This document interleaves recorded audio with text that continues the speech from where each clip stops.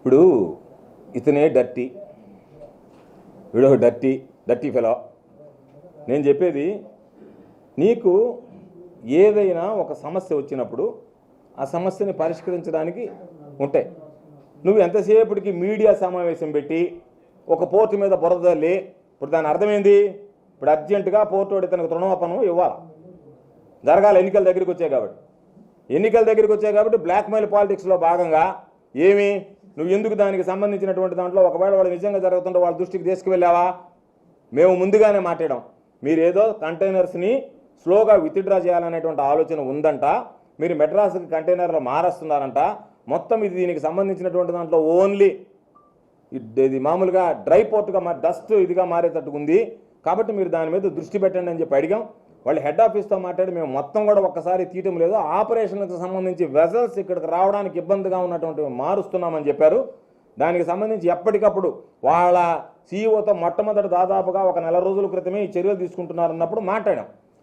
సోమిరెడ్డి పాపం ఈరోజు ఒక నెల రోజులు చూసి కలెక్షన్ కోసం వాళ్ళని బెదిరించడానికి, బ్లాక్మెయిల్ చేయడానికి పత్రికా విలేకరుల సమావేశం పెట్టి మాట్లాడావు. నువ్వు ఆ విధంగా తీసుకున్నటువంటి చర్యలు ఎందుకు చెప్పు?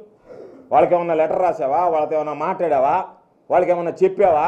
పత్రికా విలేకరుల సమావేశం పెట్టడానికి ఇదిగో నేను మిమ్మల్ని బెదిరిస్తుండా, నేను ఉద్యమిస్తా, సెమ్ కార్బోర్డ్ దగ్గర వాళ్ళ దగ్గర దండినట్టుగానే వీళ్ళ దగ్గర దండడానికి చేసినటువంటి ప్రయోగం.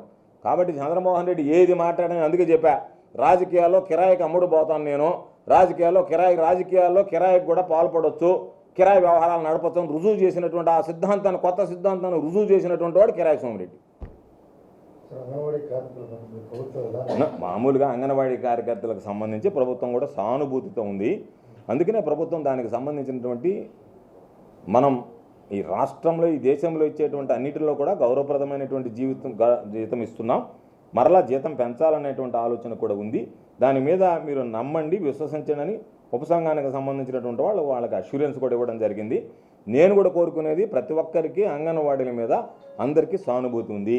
కాబట్టి మొండి పట్టు పట్టాల్సినటువంటి అవసరం లేకుండా సామరస్యంగా ఈ సమస్యను పరిష్కరించుకోవడానికి అవకాశం ఉంది. పిల్లలు అల్లాడుతున్నారు. కాబట్టి ఈ విషయం మీద మీరు మీ యొక్క గట్టిగా మీ యొక్క ఆలోచనని, మీ యొక్క విధానాన్ని ప్రభుత్వానికి తెలియజేశారు. కాబట్టి దయచేసి దాన్ని అంతటితో ఆపి ప్రభుత్వం ఏమి చెప్పిందో, ఏమి ఇస్తుందనేటువంటి దానికి ఎదురు చూసి ప్రభుత్వానికి సహకరించాల్సిందిగా నేను కోరుకుంటున్నాను.